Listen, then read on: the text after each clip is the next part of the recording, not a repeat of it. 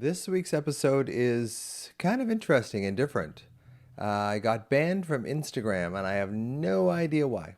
No, I'm not political, I'm not sexual, I have no idea what I said, what I did to get myself banned from Instagram. And they say, we'll have it back within about a day. Well, it's been a week now and no end in sight. So it just it frustrates me, but on the same token, it gives me the opportunity to just kind of go, hey, you know, just wait. I think waiting is one of the untested emotions with us. I don't know if waiting is an emotion, but with us, people with anxiety, we tend to want to have things done now. We don't like waiting. We don't like uncertainty. We don't like that gap where there's uncertainty. So it's really given me a chance, this little Instagram ban, to really examine my feelings around uncertainty and grow some uncertainty tolerance, because really that's what anxiety healing is really all about, is becoming intolerant, or becoming tolerant rather, of uncertainty. You can see the frustration with the Instagram is getting to me. I'm mixing up my words. But becoming tolerant of uncertainty is one of the key factors in healing. And it's one of the reasons why I know, because normally something like this would send me around the bend. Like 2 years ago, this would have been all I thought about. I would have fixated on it. I would have ruminated on it. But now it's kind of like, okay, well, something better is going to come along. There's a reason why. And it's already had some benefits. I mean, I find Instagram pretty daunting, making posts close to every day if I can. And it is one of these things where it's a treadmill. And one of the things that being banned from Instagram has done for me is it's helped me get off the treadmill. But again, it's allowed me to look at my relationship with uncertainty.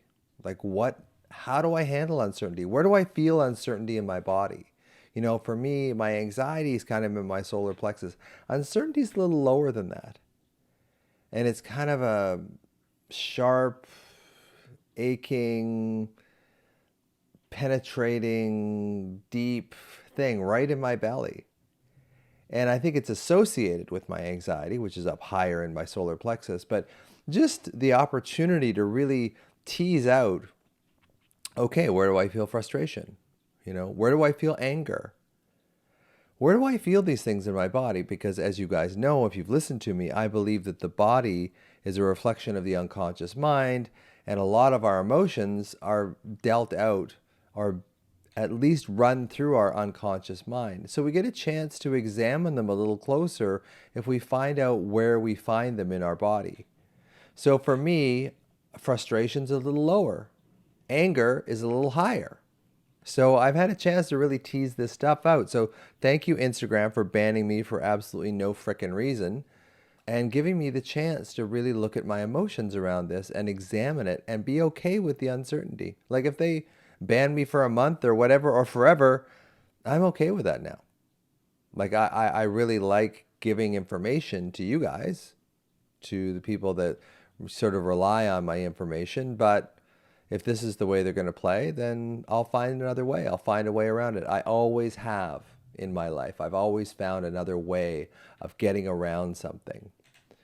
So surprisingly, sales have not changed. My book, being on Ranjan Chatterjee's podcast, Feel Better, Live More in the UK, has been a huge boon for my book. I'm selling 250 copies a day, which is amazing. I'm approaching 50,000 copies of Anxiety RX, which for a self-published book, I don't know of any other self-published books I'm sure there's a few, but they get up to 50,000 copies, and I couldn't be happier. I was happy at 10,000. I was talking to a friend of mine last night, and she was saying, well, how's your sense of external validation? And I said, once I hit 10,000 copies, I've been good. This is actually great. And then MBRX, your mind-body prescription for permanent anxiety healing, has got over 915 people in it now, like 920, 930, which is amazing in a month. It's been a month, and there's almost 1,000 people in that program. And the reason why I priced it at $100 is I want to make it affordable for just about everybody. I really want to have people have access to something that can really help them if you can't afford $150 an hour 4 times a month, which most people can't. So just putting the stuff out and just really watching how I react to this thing. So where is frustration for you? Where do you feel that in your body? Is it different than where you feel your anxiety in your body? Where's anger? Because anger is a mobilizing emotion. It's something that allows us to defend ourselves. A lot of people give anger a bad rap. But anger is one of those things that's telling us, hey, you need to do something here. Someone is violating your boundaries, or something is violating your boundaries. And you need to take action to this. And a lot of us with anxiety don't handle anger well because we don't handle confrontation well because it revs up our separation and our anxiety.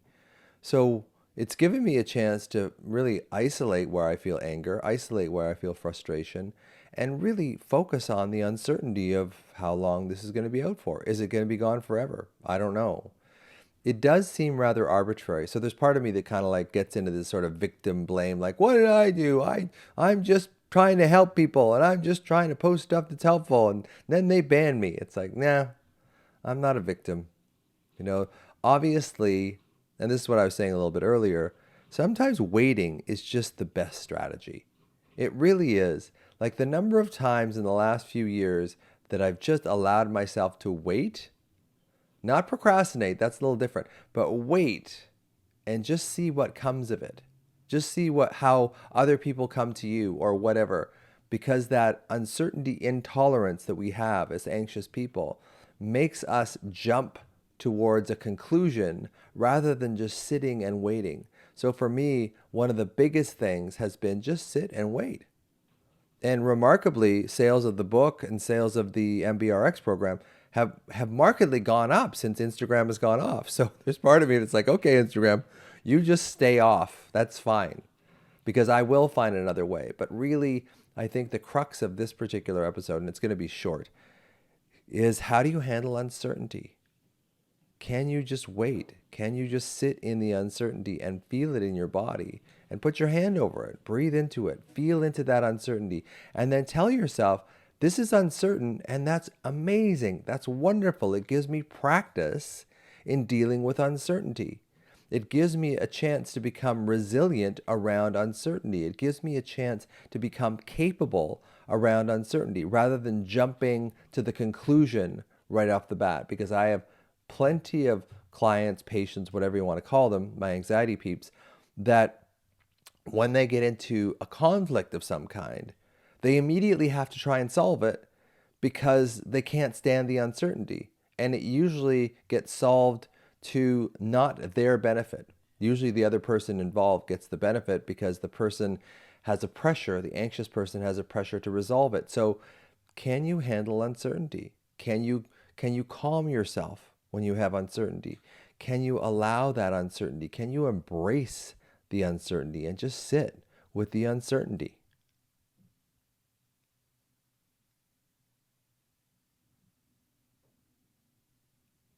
Now I let that go for a while because there's going to be uncertainty. You're like, what, did he go?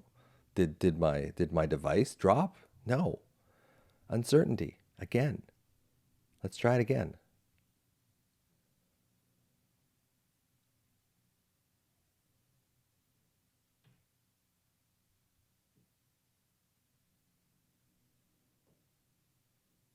And now I'm back. So it's an example of uncertainty. So the next time I'm going to drop this again, I want you to scan your body and see where you feel that, when is this starting? When is he going to start talking again?